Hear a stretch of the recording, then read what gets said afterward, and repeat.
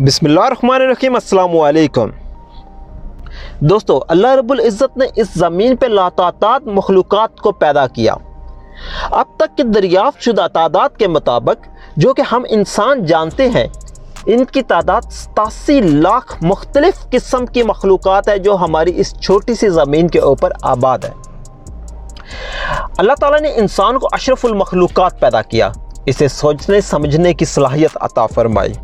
ये गौर व फिक्र करता है, अपने इर्द गिर्द देखता है, सोचता है कि वो कहाँ से आया। वो जब तारों की तरफ देखता है तो सोचता है कि ये कैसे बने। जब आसमान की तरफ देखता है, जब ज़मीन की तरफ देखता है, समुंदर की तरफ देखता है, अपने इर्द गिर्द फैली हुई हर एक चीज़ की तरफ देखता है, तो ये सोचने पर मजबूर है कि ये चीज़ बनी कैसे, आखिर इसका वजूद हुआ कैसे। ये सितारे, ये सियारे, ये कहकशाएं, ये गैलेक्सीज, ये क्लस्टर्स, ये इतनी बड़ी कायनात आखिर कैसे वजूद में आ गई। डेफिनेटली अपने आप तो नहीं आ सकती, इसका बनाने वाला कोई है। दोस्तों, इसी गौर व फिक्र ने साइंस को ईजाद किया। साइंस इसी गौर व फिक्र का नाम है। इसके अंदर एक नज़रिया पेश किया जाता है, फिर उस पर तजुर्बात किए जाते हैं, फिर उसे साबित किया जाता है। इस चीज़ को साइंस कहते हैं। क्रक्स वर्ल्ड की दुनिया में आज हम इसी चीज़ को डिस्कस करेंगे। हम उस तजुर्बात और उसे साबित करने को तो नहीं, लेकिन साइंस के इस नज़रिए को डिस्कस करेंगे कि आखिर ये कायनात वजूद में कैसे आई। दोस्तों, याद रहे कि हम सिर्फ इस बात पर डिस्कस करेंगे कि साइंस के नज़रिए के मुताबिक इस कायनात की शुरुआत कहाँ से हुई, ये वजूद में कैसे आई, ये सितारे कैसे बने, ये सियारे कैसे बने, ये सूरज कैसे बना, ये ज़मीन कैसे बनी, और फिर ये हमारा सोलर सिस्टम सारा का सारा कैसे वजूद में आया। अगर आप साइंस की बात करें तो अब तक की दरियाफ़्त शुदा कायनात का कुल हजम, कुल रकबा, कुल वो डिस्कवरी जो अब तक साइंस ने की है, वो 10 बिलियन लाइट ईयर्स के बराबर है। क्या आप लाइट ईयर्स के बारे में जानते हैं? चले मैं आप थोड़ा सा रिवाइज करता हूं इस चीज़ को। हमारी लाइट जो 1 सेकंड में सफ़र तय करती है, वो फासला 2,99,792 किलोमीटर है। यानी कि लाइट की एक शुआ, एक बीम, जिसे आप लेज़र कह सकते हैं या जिसे रोशनी की एक किरण कह सकते हैं, अगर वो जनरेट की जाए, वो पैदा की जाए, तो वो 1 सेकंड के अंदर 2,99,792 किलोमीटर दूर तक ट्रैवल कर जाएगी। ये सिर्फ 1 सेकंड का सफ़र है। इसे मिनट में कन्वर्ट करें, फिर उसे घंटे में, फिर उसे दिन में, फिर उसे साल में, फिर लाखों साल, फिर करोड़ों साल, फिर अरबों साल। अब तक हज़रत इंसान ने 10 अरब नूरी साल के बराबर के एरिया को एक्सप्लोर किया है। यानी कि वो हमारी नज़रों के सामने है। यानी कि हम किसी ना किसी तरह, किसी ना किसी हद तक उस एरिया को जानते हैं। लेकिन ज़रा रुके, ये कायनात का डिस्कवर शुदा हिस्सा ही कुल कायनात नहीं है, बल्कि ये कुल कायनात के सामने कुछ भी नहीं है। मैं तो ये कहूँगा, ये पूरी कायनात के सामने एक ज़र्रा बराबर भी नहीं है। और इस चीज़ को साइंस मानती है कि जो एरिया, जो जगह, जो फासला हमने एक्सप्लोर किया है, ये पूरी कायनात के एक ज़र्रे के बराबर है। ये कायनात कितनी बड़ी है, इसका तो हम तसव्वुर तक नहीं कर सकते कि अल्लाह रब्बुल इज़्ज़त ने इस कायनात को कितना वसी, कितना बड़ा बनाया है। तो चलें फिर क्रक्स वर्ल्ड में आज हम देखते हैं कि यह कायनात शुरू कहाँ से हुई। वक्त में थोड़ा पीछे चलते हैं, थोड़ा ज़्यादा पीछे जाते जाते, साइंस की राहों में पीछे चलते चलते 13.8 बिलियन साल पीछे चलते हैं। 13.8 अरब साल पीछे चलते हैं, जहाँ पे ये बिग बैंग हुआ था। बिग बैंग का कंसेप्ट 1920 में एक साइंटिस्ट ने पेश किया था, जिसका नाम जॉर्ज लेमाइत्रे था। कायनात के वजूद के नज़रियात के मुताबिक अब तक ये नज़रिया, जिसे हम बिग बैंग जानते हैं, ये सबसे मजबूत नज़रिया है। यानी बहुत से साइंटिस्ट मानते हैं कि ये चीज़ ठीक है, लेकिन उसके बावजूद इसके ऊपर बहुत से एतराज़ात हैं। लेकिन हम अपनी इस सीरीज में सिर्फ इस नज़रिए को डिस्कस करेंगे। उन एतराज़ात को आइंदा आने वाले एक साथ के अंदर हम स्टेप बाय स्टेप डिस्कस करते जाएंगे। ये बिग बैंग या बड़ा सा धमाका आज से 13.8 अरब साल पहले क्या हुआ। इसका मतलब ये नहीं है कि 13.8 बिलियन ईयर पहले, उससे पहले कायनात में कुछ भी नहीं था। उससे पहले भी कुछ था, लेकिन हम नहीं जानते वो क्या था। इसके बारे में मुख्तलिफ नजरियात है।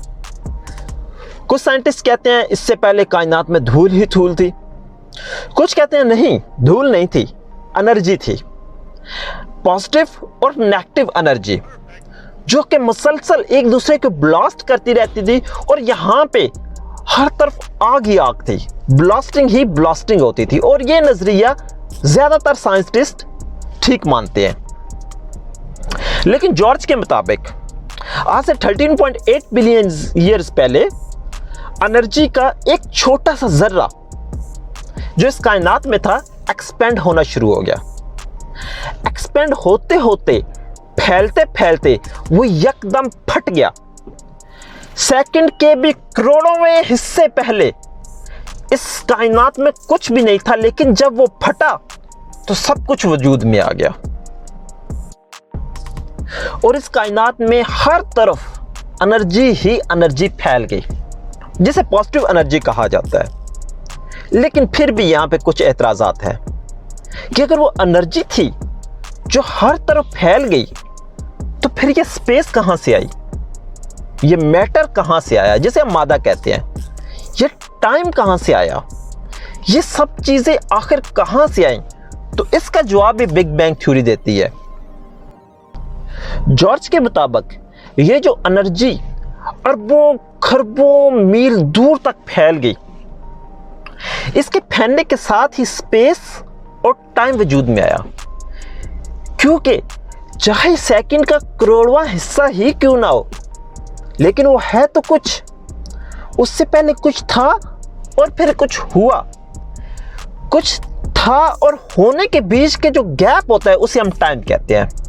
जॉर्ज के मुताबिक जब ये धमाका हुआ, ये बड़ा सा धमाका हुआ और ये एनर्जी अरबों खरबों मील दूर तक फैल गई, तो हमारी स्पेस और टाइम वजूद में आया। फिर टाइम गुजरने लग गया। ये जब धमाका हुआ तो ये एनर्जी बहुत गर्म थी। आहिस्ता आहिस्ता टाइम गुजरने के साथ साथ ये एनर्जी ठंडी होना शुरू हो गई। जैसे जैसे ये एनर्जी ठंडी होती गई, इसके साथ ही अरबों खरबों खरबों खरबों छोटे छोटे पार्टिकल्स वजूद में आए, जिसे हम एटम कहते हैं। इन एटम से मिलकर मादा वजूद में आया। जब मादे का वजूद हुआ तो ये एक धूल के सिवा कुछ भी नहीं था। जॉर्ज के मुताबिक जब ये मादा आपस में इकट्ठा हो रहा था, तो उस वक्त एक फोर्स काम कर रही थी जो कि इस मादे को आपस में इकट्ठा कर रही थी। इन छोटे छोटे पार्टिकल्स को एक दूसरे के करीब कर रही थी। उस फोर्स को ग्रेविटी का नाम दिया गया। जैसे जैसे ये पार्टिकल्स आपस में मिलते गए, इनका वजन और इनका हजम बढ़ता गया। दोस्तों, ग्रेविटी के बारे में हम एक चीज जानते हैं कि किसी जिस्म का वजन जितना ज्यादा होगा या किसी जिस्म का हजम जितना ज्यादा होगा, या ये दोनों जितने ज्यादा होंगे, ग्रेविटी उतनी ही ज्यादा होगी। यानी कि ग्रेविटी डिपेंड करती है कि वो जिस्म कितना कंडेंस है, कितना भारी है, और दूसरी बात वो कितना फैला हुआ है। अगर भारी और फैला हुआ ज्यादा होगा तो उसकी ग्रेविटी उतनी ज्यादा होगी। इसका मतलब ये हरगिज नहीं है कि जैसे हवा फैली हुई ज्यादा होती है तो हवा की ग्रेविटी भी ज्यादा होगी। नहीं, हवा की ग्रेविटी ज्यादा नहीं होगी क्योंकि वो इतना कंडेंस नहीं है, वो इतनी वजनी नहीं है। हाँ, जमीन के बारे में हम कहते हैं कि जमीन क्योंकि वजनी भी बहुत है और फैली हुई भी बहुत है, तो इसकी ग्रेविटी ज्यादा है। ऐसे स्टार्स भी हैं, ऐसे सियारे भी हैं जिनकी ग्रेविटी जमीन से भी ज्यादा है, उनका वजन ज्यादा है, उनका हजम ज्यादा है, इसलिए उनकी ग्रेविटी भी ज्यादा है। लेकिन इसके बावजूद एक चीज जो ज़हन में रखने वाली है, जो जॉर्ज ने भी उस वक्त बयान की थी, वो ये है कि किसी जिस्म की ग्रेविटी होने का मतलब ये नहीं है कि वो किसी भी दूसरे पार्टिकल्स को या दूसरे जिस्म को अपनी तरफ खींच लेगा। दोस्तों, ग्रेविटी के ऊपर एक तीसरा फैक्टर भी इन्वॉल्व होता है। अगर किसी जिस्म का हजम और वेट ज़्यादा होने का मतलब ये नहीं है कि वो किसी भी दूसरी बॉडीज़ को अपनी तरफ खींच लेगा, नहीं। तीसरा जो फैक्टर इन्वॉल्व होता है वो होता है फासला, डिस्टेंस। दो बॉडीज़ के दरमियान डिस्टेंस कितना है। अगर तो वो डिस्टेंस उस ग्रेविटी से कम है तो डेफिनेटली वो बॉडी खींची चली आएगी, लेकिन अगर वो डिस्टेंस ज़्यादा है तो दोनों बॉडीज़ उस डिस्टेंस पे ही रहेंगी। हाँ, उनकी ग्रेविटी एक दूसरे पे इफेक्ट कर सकती है। समझने के लिए आप कह सकते हैं कि ज़मीन और चांद दोनों कंडेंस भी हैं, दोनों का हजम भी ज़्यादा है और दोनों की ग्रेविटी भी है, इसके बावजूद आपस में नहीं मिल पाती। इसकी वजह क्या है जी? इसकी वजह वो गैप ही है जो ज़मीन और चांद के दौरान है। हम जानते हैं कि ये जो हमारा चांद है हमारी ज़मीन से 384,400 किलोमीटर है, इतना डिस्टेंस पे है। इसकी ग्रेविटी ज़मीन पे असर अंदाज तो होती है, जैसा कि हमें समुद्र में लहरें नजर आती हैं जो कि मद्दोजज़र की वजह से होती हैं। इवन के सूरज की ग्रेविटी भी ज़मीन पे असर अंदाज होती है, लेकिन कभी भी सूरज ज़मीन को अपनी तरफ नहीं खींच पाता, या ज़मीन चांद को अपनी तरफ नहीं खींच पाती। उसकी वजह इनके दरमियान ये डिस्टेंस है। अगर किसी तरीके से ज़मीन और चांद के दौरान के डिस्टेंस को कम कर दिया जाए तो डेफिनेटली ये दोनों आपस में एक हो जाएंगे, ये दोनों एक दूसरे में समा जाएंगे, एक बॉडी बन जाएगी। जी, उस वक्त जो ये छोटे छोटे पार्टिकल्स थे, जब ये बिग बैंग हुआ आज से 13.8 बिलियन ईयर्स पहले, ये छोटे छोटे पार्टिकल्स इस एक फोर्स जिसे हम ग्रेविटी कहते हैं, इसकी वजह से ही आपस में मिलके बड़े पार्टिकल्स में, बड़ी बॉडीज में, बड़े जिस्मों में तब्दील हो रहे थे और ये एक दूसरे को अपनी तरफ खींच रहे थे, जो कि इनकी रेंज में आ रहा था, जो कि इस ग्रेविटी की रेंज में आ रहा था, जो कि इस फासले, जो कि इसकी रेंज के अंदर के फासले में आ रहा था। ये उन पार्टिकल्स को अपनी तरफ खींच के अपना हजम बड़े से बड़ा करने की कोशिश कर रहे थे। जी, ये ग्रेविटी ही थी जिसने छोटे छोटे पार्टिकल्स को आपस में मिलाना शुरू कर दिया। जैसे जैसे वो आपस में मिलते गए उनका हजम बड़ा होता गया, जैसे जैसे उनका हजम बड़ा होता गया उनकी ग्रेविटी और ज़्यादा बढ़ती गई। जैसे जैसे वो ग्रेविटी बढ़ती गई वो और ज़्यादा पार्टिकल्स को आपस में मिलाने लगे। हर जगह, हर सू, अरबों खरबों मील दूर तक यही प्रोसेस स्टार्ट था। यही ग्रेविटी थी जो उस एनर्जी के ठंडा होने के बाद वजूद में आने वाले पार्टिकल्स, जिसे हम एटम्स कहते हैं, उन्हें आपस में मिलाना शुरू होगी। इसी ग्रेविटी की ही वजह से लाखों, करोड़ों, अरबों, खरबों सितारे, सियारे और पता नहीं क्या कुछ वजूद में आया। जब ये सितारे वजूद में आए तो सितारों ने और सियारों ने आपस में मिलकर गैलेक्सीज बनाना शुरू कर दी, जिसे हम कैक्शाएं कहते हैं। जब ये कैक्शाएं वजूद में आई तो इन्होंने आपस में मिलकर क्लस्टर बनाना शुरू कर दिया और इस तरह से ये कायनात वजूद में आई। बिग बैंग थ्योरी के मुताबिक कायनात ऐसे वजूद में आई। ये थी जॉर्ज की थ्योरी जो उन्होंने 1920 में पेश की थी, जो कि इस कायनात में हुआ था 13.8 अरब साल पहले। दोस्तों, बिग बैंग थ्योरी के मुताबिक जब ये बड़ा सा धमाका हुआ और एनर्जी ठंडी हुई तो मैटर्स के अलावा कुछ गैसेस भी जनरेट हुई, जिसमें सबसे ज्यादा गैस हाइड्रोजन थी। ये हाइड्रोजन गैस के एटम्स आपस में मिलना शुरू हो गए। ये भी ग्रेविटी की वजह से एक दूसरे के करीब आना शुरू हो गए। जब हाइड्रोजन के एटम्स आपस में मिलते हैं तो उसकी सूरत में टेम्परेचर बढ़ता है। ये टेम्परेचर बढ़ता बढ़ता लाखों डिग्री तक पहुंच गया। मजीद एटम्स के मिलने से ये टेम्परेचर और ज्यादा बढ़ता है। जब ये टेम्परेचर और बढ़ा और एटम मिले और ये टेम्परेचर और ज्यादा बढ़ता हुआ 1 करोड़ डिग्री तक चला गया तो एक रिएक्शन स्टार्ट हुआ, जिसे साइंस की जुबान में न्यूक्लियर रिएक्शन कहते हैं। ये वही रिएक्शन है जो एटम बम के ब्लास्ट होने पे स्टार्ट होता है। इन अरबों खरबों हाइड्रोजन एटम के आपस में मिलने के बाद जो तारा वजूद में आया उसे सूरज कहा जाता है। जहां जहां इन हाइड्रोजन के एटमों से मिलकर जो तारा बना है वहां वहां सूरज वजूद में आया। ये सूरज एक गैलेक्सी में एक भी हो सकता है और एक से ज्यादा भी हो सकते हैं, लेकिन हमारी गैलेक्सी जिसे हम मिल्की वे कहते हैं, इसका सिर्फ एक ही सूरज है। ये सूरज, तारे और सितारे बनते और डिस्ट्रॉय होते रहते हैं, तबाह होते रहते हैं। वक्त के साथ साथ ये बनते हैं और वक्त के साथ साथ ये तबाह भी हो जाते हैं। इवन कि इनसे मिलकर जो कहकशाएं बनती हैं वो भी बनती और तबाह होती रहती है। इनसे मिलकर जो क्लस्टर बनते हैं वो भी बनते और वक्त के साथ साथ तबाह होते रहते हैं। लेकिन इनके बनने और तबाह होने का दुरानिया करोड़ों अरबों साल तक हो सकता है। दोस्तों, बिग बैंग को वाक़या हुए 13.8 बिलियन ईयर्स हो चुके हैं, जबकि हमारे सूरज की, हमारे सोलर सिस्टम के जो सूरज है उसकी उम्र 4.6 अरब साल है। यानी कि ये सूरज बिग बैंग होने के 9.2 बिलियन ईयर्स के बाद पैदा हुआ।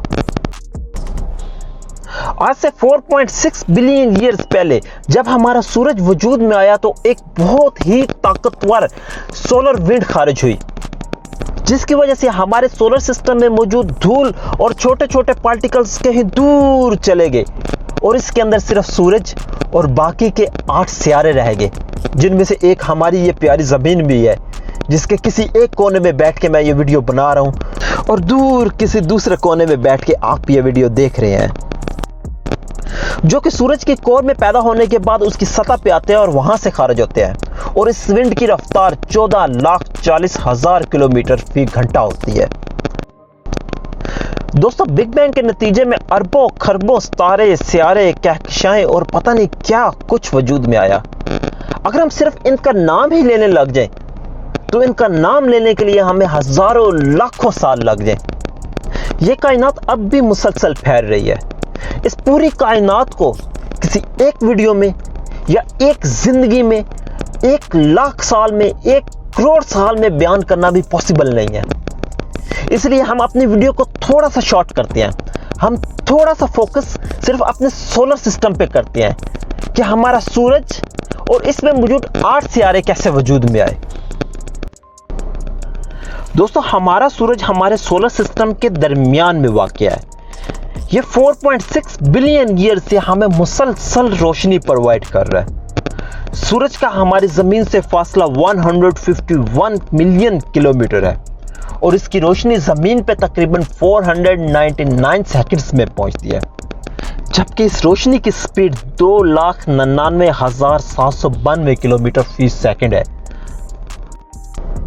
दोस्तों, हमारे सूरज का डायामीटर 13,92,684 किलोमीटर है। यह इतना बड़ा है कि इसमें हमारी जमीन 10 लाख दफा समा सकती है। उससे भी बड़ा है ये, यानी कि हमारी जमीन को 10 लाख गुना बड़ा कर दिया जाए या इस जमीन के बराबर 10 लाख जमीनें और हों, तब भी ये सूरज इनसे बड़ा होगा। हमारा सूरज गैसेस की एक बड़ी सी बॉल है। इसके अंदर 98% हाइड्रोजन गैसेस, 8.9% हीलियम गैस और 0.1% दूसरी छोटी मोटी गैसेस शामिल हैं, जिसके अंदर ऑक्सीजन, कार्बन और बड़ी ही मामूली मिकदार में आयरन शामिल है। एक आम आदमी शायद ये समझे कि सूरज की सतह पे आग लगी होती है, जिसकी वजह से सूरज इतना गर्म है, जबकि ऐसा नहीं होता। सूरज के ऊपर न्यूक्लियर रिएक्शन हो रहा है, जो कि मुसलसल अरबों सालों से जारी है और साइंटिस्ट के अंदाजे के मुताबिक मजीद 4 अरब साल तक ये न्यूक्लियर रिएक्शन ऐसे ही चलता रहेगा, यानी कि हमारा सूरज ऐसे ही गर्म और रोशन रहेगा। हमारे सूरज के ऊपर न्यूक्लियर रिएक्शन होता है। उस न्यूक्लियर रिएक्शन के होने में भी एक बहुत ही दिलचस्प वजह है, और वो है हमारी सूरज का मास। जी हाँ, जैसा कि हम पहले कह चुके हैं कि किसी सतह का मास जितना ज्यादा होगा, उसकी डेंसिटी जितनी ज्यादा होगी, उसका वजन जितना ज्यादा होगा, उसकी ग्रेविटी भी उतनी ही ज्यादा होगी। इसका वजन इतना ज्यादा है कि हमारे सारे सोलर सिस्टम का 98% मास सिर्फ और सिर्फ इस सूरज का है। क्योंकि मास ज्यादा है, यही वजह है कि इसकी ग्रेविटी इतनी ज्यादा है कि इसने पिछले 4.6 बिलियन से 8 सितारे, 170 चांद और करोड़ों शहाबिये इसके मदार से निकल ही नहीं पा रहे। वो मसलसल इसके मदार में घूमे जा रहे हैं और इसकी ग्रेविटी की वजह से इससे दूर हो ही नहीं पा रहे। साइंटिस्ट के मुताबिक सूरज की ग्रेविटी जमीन से 20,000 गुना ज्यादा है, यानी अगर आपका वजन यहाँ पे 1 किलो है तो यही वजन सूरज के ऊपर 20,000 किलो होगा। ये इतनी ज्यादा ग्रेविटी है कि अगर इंसान किसी तरीके से सूरज की हीट को, सूरज की हरारत को, इस न्यूक्लियर रिएक्शन से बच के सूरज की सतह पे चला भी जाए तो इसकी ग्रेविटी की वजह से उसका खड़ा होना तो नामुमकिन सी बात है। इवन कि इस ग्रेविटी की वजह से उसकी हड्डियां तक टूट के जमीन सूरज की सतह के साथ जाके लग जाएंगी। इस ग्रेविटी की वजह से ही हाइड्रोजन के एटम्स एक दूसरे के और करीब आते हैं। जब ये 4 एटम्स आपस में मिलते हैं तो मिलके एक एटम बनाते हैं जिसे हीलियम कहते हैं। हम जानते हैं कि हीलियम हाइड्रोजन से बहुत छोटा और वजन में बहुत हल्का होता है। जब 4 बड़े एटम मिलके एक छोटा एटम बनाते हैं तो बाकी का मास कहां जाएगा? जी, ये बाकी का मास हीट और एनर्जी में तब्दील हो जाता है और पीछे रह जाता है एक हीलियम का एटम। और यही हीट और एनर्जी सूरज की सतह को गर्म रखती है और इसी हीट और रोशनी के जर्रे को फोटोन कहा जाता है। जी, ये वही फोटोन होता है जो सूरज की सतह के ऊपर न्यूक्लियर रिएक्शन की वजह से पैदा होता है और वहां से ट्रैवल करता करता करता जमीन के ऊपर 499 सेकंड के बाद पहुंचता है और हमें हरारत मुहैया करता है। दोस्तों, साइंटिस्ट ने सूरज पे तहकीक करते हुए इसकी सतह को 6 हिस्सों में तकसीम किया है। इसकी सबसे ऊपर की सतह को कोरोना कहा जाता है। इसे सूरज का ताज भी कहा जाता है। कोरोना का टेम्परेचर तकरीबन 17 लाख डिग्री सेल्सियस है। कोरोना के नीचे वाक़या सूरज के दूसरे हिस्से को क्रोमोस्फीयर कहते हैं। इसके नीचे सूरज का तीसरा हिस्सा होता है जिसे फोटोस्फीयर कहते हैं। इस फोटोस्फीयर में ही चेन रिएक्शन होता है। इसके बाद सूरज का चौथा हिस्सा कन्वेक्टिव जोन आता है। इसकी सतह का टेम्परेचर तकरीबन 20 लाख डिग्री तक होता है। इसके बाद सूरज का 5वां हिस्सा जिसे रेडिएक्टिव जोन कहते हैं वो आता है और सबसे आखिर में सूरज का सबसे सेंटर का हिस्सा जिसे कोर कहा जाता है।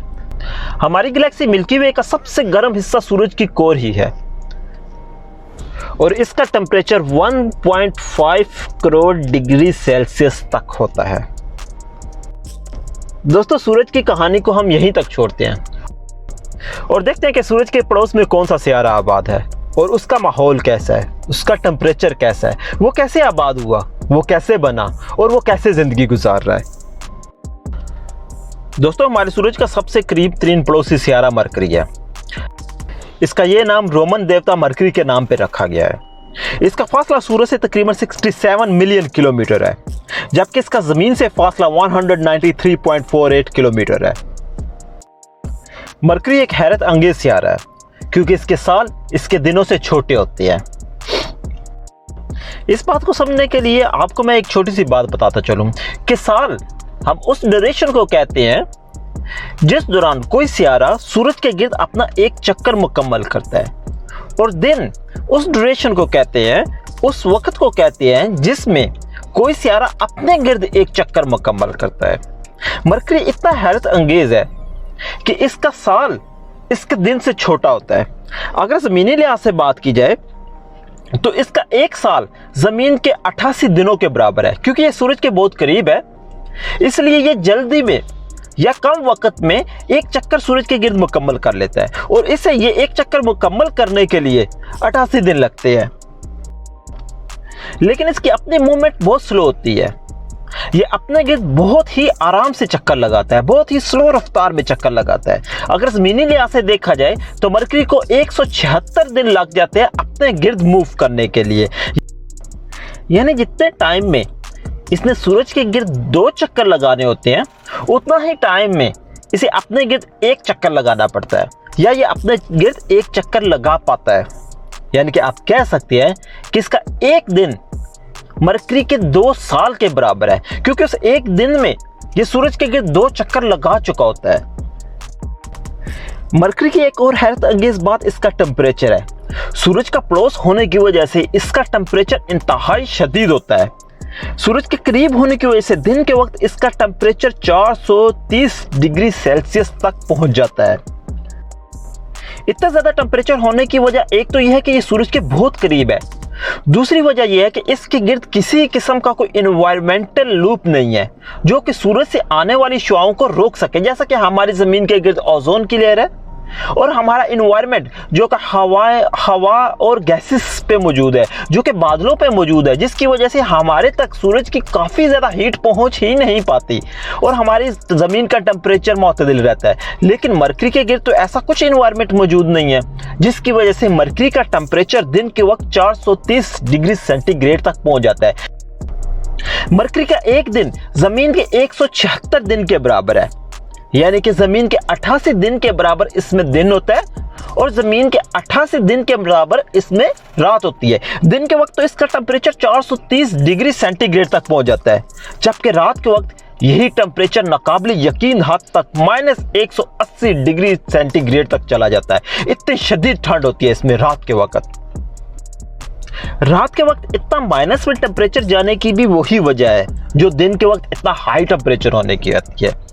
उसकी वजह यह है कि हमारी ज़मीन के गिर्द जो ओजोन की लेयर और गैसेस और बादल होते हैं वो हीट को काफ़ी हद तक अब्जॉर्ब रखते हैं, इसके अंदर रखते हैं। सूरज की जो वेव्स अंदर दाखिल हो जाती हैं वो फिर इसके अंदर हीट को बरकरार रखती हैं, लेकिन मरकरी के गिर्द तो ऐसा कुछ है ही नहीं। तो उसकी वजह से इसका टेम्परेचर गिरता गिरता -180 डिग्री सेल्सियस तक चला जाता है। इतनी शदीद रात और इतनी लंबी, ज़मीन के 88 डेज के बराबर एक रात और 88 डेज के बराबर एक दिन। ये सच में एक अजूबा सियारा है। इस हैरत अंगेज सियारे की एक और बात यह है कि जब आप इसके सरफेस से देखेंगे तो आपको आसमान शदीद काला नजर आएगा। कोई चांद नहीं, कोई सितारे नहीं। ये सच में एक डरावना मंजर होगा। मरकरी का अपना चांद तो है नहीं, उसकी भी एक बड़ी दिलचस्प वजह है। मरकरी का हजम, उसका साइज ज़मीन से बहुत छोटा है। क्योंकि इसका साइज छोटा है, इसका साइज कम है, तो उसकी वजह से इसकी ग्रेविटी भी नहीं है। ग्रेविटी ना होने की वजह से या ग्रेविटी बहुत कम होने की वजह से ये किसी पत्थर को अपने गिर्द होल्ड कर ही नहीं पाता, जैसा कि ज़मीन की ग्रेविटी चांद को अपने गिर्द होल्ड कर पा रही है और चांद हमारे ज़मीन के गिर्द चक्कर काट रहा है। मरकरी की ग्रेविटी बहुत ही कम है। यही वजह है कि जो शहाबिया इसकी तरफ आता है या तो उसे क्रॉस करके सीधा सूरज की तरफ निकल जाता है, क्योंकि इस मौके पर, इस जगह पे, इस मकाम पे सूरज की ग्रेविटी बहुत ही ज़्यादा है, क्योंकि ये सूरज के नज़दीक तरीन सियारा है। तो जो शहाबिया स्पेस में भटकता हुआ मरकरी की तरफ आता है, अगर तो वो इसकी डायरेक्शन में है, ये उसके दरमियान आ जाता है, तो वो मरकरी के साथ टकरा जाता है, नहीं तो वो इसे क्रॉस करता हुआ सीधा सूरज की तरफ बढ़ता चला जाता है। हम बात कर रहे थे मरकरी की रात की। तो रात के वक्त क्योंकि इसका चांद नहीं है तो कोई चांदनी भी नहीं है, और ये क्योंकि सूरज के करीब तरीन है, तो सूरज की बेपनाह रोशनी की वजह से किसी भी सितारे को मरकरी की सतह से देख पाना मुमकिन ही नहीं है, और आपको सिर्फ दूर खलाएं नजर आती हैं। क्योंकि रात तो असल में काली है। ये हमारा ब्लू इन्वायरमेंट जो ज़मीन के सतह पे खड़े होकर में नजर आता है, ये ब्लू नहीं है। ये आसमान हमारा ब्लू नहीं है। ये ब्लू हमें क्यों नजर आता है, ये नीलगो आसमान हमें क्यों नजर आता है, उसकी वजह ज़मीन का इन्वायरमेंट है, इसके बादल हैं, इसके गैसेस है कि हमें ये आसमान ब्लू नजर आता। नहीं तो आसमान नाम की तो कोई चीज़ है ही नहीं। आसमान नाम की कुछ भी नहीं है। सरफेस से ऊपर सिर्फ और सिर्फ स्पेस है। मरकरी का अपना इन्वायरमेंट तो है नहीं, तो वहां पे किसी किस्म के कलर का पैदा होने का सवाल ही नहीं पैदा होता। तो जब मरकरी की सतह पे खड़े होकर देखा जाए तो आपको एक डरावनी काली रात ही नजर आएगी, दूर दूर तक काली रात, और दिन के वक्त हर साइड पे रोशनी ही रोशनी। मरकरी की ग्रेविटी हमारी ज़मीन की ग्रेविटी का 40% है।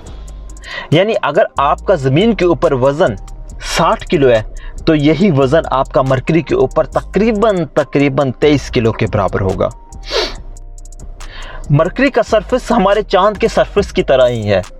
ना इसका कोई इन्वायरमेंट है और ना ही इसकी तह में कोई आतिशफशां, ना ही पहाड़ है इसके अंदर, ना ही लावा, ना ही कुछ और। सादा अल्फाज में आप कह सकते हैं ये एक मुर्दा सियारा है जो कि एक बड़े से पत्थर के अलावा और कुछ भी नहीं है। लेकिन 2010 में नासा के साइंटिस्ट ने कुछ मिशंस मरकरी की तरफ भेजे थे, जिनसे हम मौसूल होने वाली तस्वीर और एक्सपेरिमेंट्स के बाद साइंटिस्ट को ये रियलाइज हुआ कि इसके कुतबैन पे भी बर्फ मौजूद है, जैसा कि हमारे ज़मीन के कुतबैन पे काफ़ी ज़्यादा बर्फ है। बाद में तहकीक से पता चला कि ये बर्फ़ का वजूद कैसे पॉसिबल हो पाया। ये बिल्कुल ऐसे ही है जैसे ज़मीन के कुतबैन के ऊपर है, यानी कि वहाँ का टेम्परेचर ना तो बहुत ज़्यादा गर्म है और ना ही बहुत ज़्यादा सर्द। वो इतना है कि वहाँ पे पानी और बर्फ़ अपनी हालत को बरकरार रख सकें। तलाश करने के बावजूद यहाँ पे ज़िंदगी का कोई वजूद नज़र नहीं आया। कोई एक खुलिया तक दरियाफ्त नहीं कर पाए साइंटिस्ट, क्योंकि ज़िंदगी के लिए सिर्फ बर्फ़ और पानी का होना काफ़ी नहीं है। ज़िंदगी के लिए कुछ और फैक्टर्स भी है जिनका होना ज़रूरी है। दोस्तों, मरकरी की कहानी को हम यहीं तक ख़त्म करते हैं। नेक्स्ट एपिसोड में हम देखेंगे कि मरकरी के पड़ोस में दूसरा सियारा कौन सा है। दोस्तों, क्रक्स वर्ल्ड की इंटरेस्टिंग फैक्ट सीरीज़ में आज के लिए इतना ही। अगर आज की सीरीज़ ने आपकी इन्फॉर्मेशन में इजाफा किया है तो अपनी पसंद का इज़हार सब्सक्राइब और लाइक करके ज़रूर दीजिएगा। अपना और अपने चाहने वालों का बहुत सा ख्याल रखिएगा। अल्लाह हाफिज़।